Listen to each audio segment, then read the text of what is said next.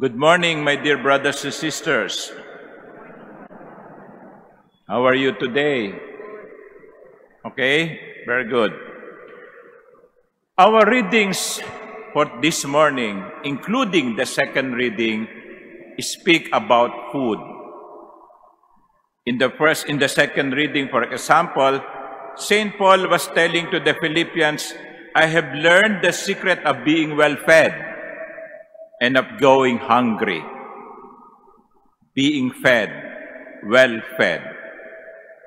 But it is not only about food. Our readings speak of abundant food, delicious food, nutritious food. In the first reading, the prophet Isaiah was saying, a promise is being given to the people. On this mountain, the Lord of hosts will provide for all peoples a feast of rich food and choice wines, juicy, rich, and pure choice wines. Hindi lamang po merong pagkain, masaganang pagkain ang ihahanda sa bayan ng Diyos. Hindi lamang masarap na pagkain, mamahaling pagkain. Siguro, mga lobster, kabyar, lechon, baka at baboy. Food, rich food. And of course, in the gospel, there is a king who invited people to the wedding of his son, and there would be food, plenty of food. Pwedeng mag-sharon.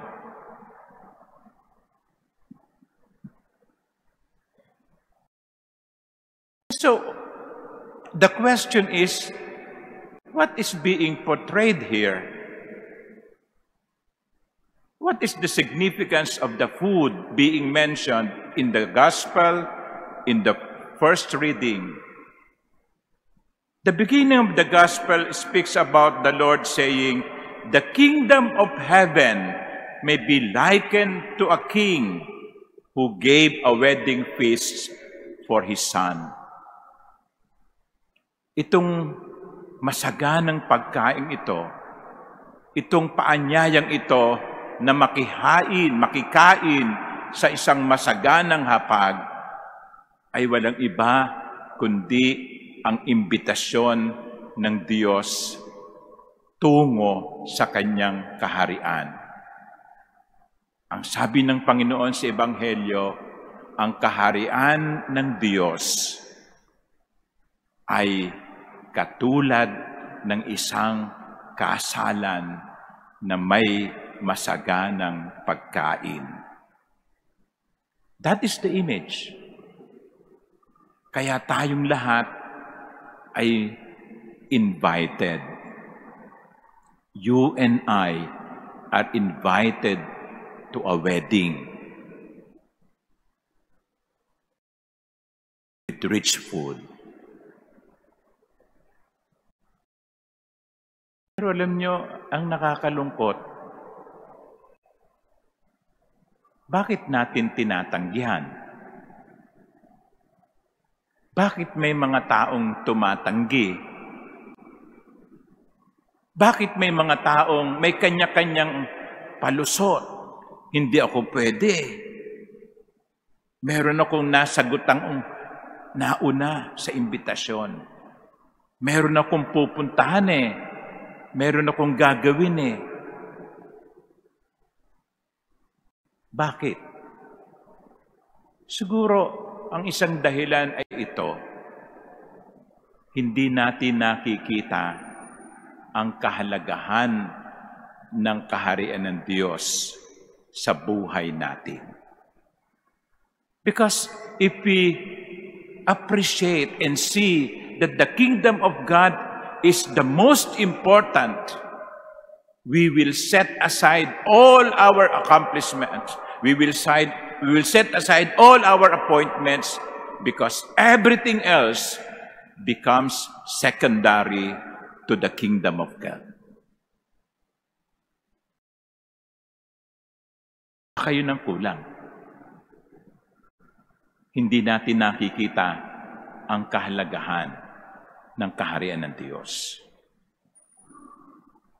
Siguro, yan din ang dahilan kung bakit bagamat punong-puno tayo dito sa loob ng katedral at meron pang mga sumusubaybay sa atin sa ating live stream, porsyento ng mga pumupunta sa simbahan para magsimba ay wala pa sa kalahati ng porsyento ng lahat ng mga Katoliko. Do not be impressed, and I'm not impressed, if the cathedral is full, if the churches are full, because the number of those who go to the cathedral for Sunday Masses, the number of those who go to their churches for Sunday Masses may not even be 10% or 20% of all the Catholics in the Philippines. Bakit? Baka hindi pa nila nakikita ang kahalagahan ng banal na misa.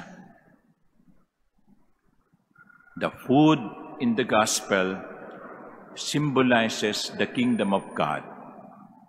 The food in the gospel also symbolizes the Eucharist.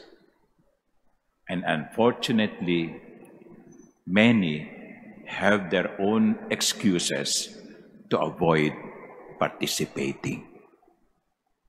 Sana po, dumami pa tayo.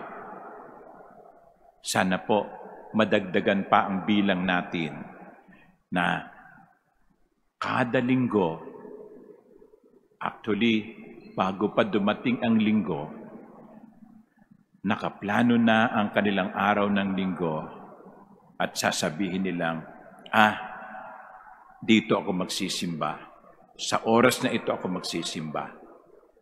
Kaya, gigising ako ng maaga, magbibihis ako, magbibiyahe ako, sapagkat ang misa ang pinaka-climax ng aking buong isang linggo. You probably may ask yourselves, my dear sisters and brothers, is Sunday Mass the peak of your week? Is Sunday Mass the ultimate activity of your week? Or is Sunday Mass the ultimate activity before you begin your another week? Kumbaga sa isang bundok, no, ang nasa tuktok ay yung misa ng araw ng linggo. Kaya yung ginagawa mo nung nakaraang ilang araw, tungo sa pagsisimba mo. At yung lahat ng gagawin mo sa darating na linggo ay nagmumula sa iyong pagdiriwang ng banal na misa. If the Eucharist is the most important activity of our life, then the Eucharist must be on the peak of our week. Pero ito naman ang tagubilin din at paalaala at babala ng Ebanghelyo. The king came in to meet the guests. He saw a man there not dressed in a wedding garment. The king said to him, "My friend, how is it that you came in here without a wedding garment? Bakit naman ganyan lang ang suot mo?" Ito ang paalaala sa atin. Una, kapag tayo ay umoo sa paanyaya ng Panginoon tungo sa kaharian ng Diyos, ang mapabilang sa kaharian ng Diyos, hindi po pwedeng hindi tayo magbago ng damit. Hindi pwedeng hindi tayo magbago ng damit.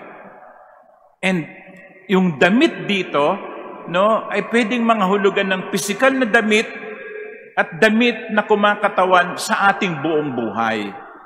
If you want to belong to the kingdom of God, you must dress properly. You cannot wear your old clothes, ika nga. You cannot remain living your old life. Ika nga. Once you say, I want to be part of the kingdom, it means letting go and living the things that contradict the kingdom of God. Nanonood ba kayo ng circus? Yung mga nagpapalit-palit, yung trapeze, di ba, nakahawak sa sila sa isang lubid? No? Of course, may hawakan yon. Para ka lumipat sa kabila, no? Kinakailangan bitiwan mo yung lubid na yon para ka makakapit sa kabila. Pag nag-swing yung lubid, kumapit ka, pero kinakailangan bitiwan mo yung isa. Dahil hindi, no? Mukha kang tanga nun, no? Nakakapit ka sa dalawang lubid. No. Sa pagpasok sa kaharian ng Diyos, no, kinakailangan may bitiwan ka. Habang ikaw ay nakakapit sa kaharian ng Diyos. Yung iba kasi, gustong mamangka sa dalawang ilog. Gusto nilang mapabilang sa kaharian ng Diyos, pero ayaw nilang magpalit ng damit.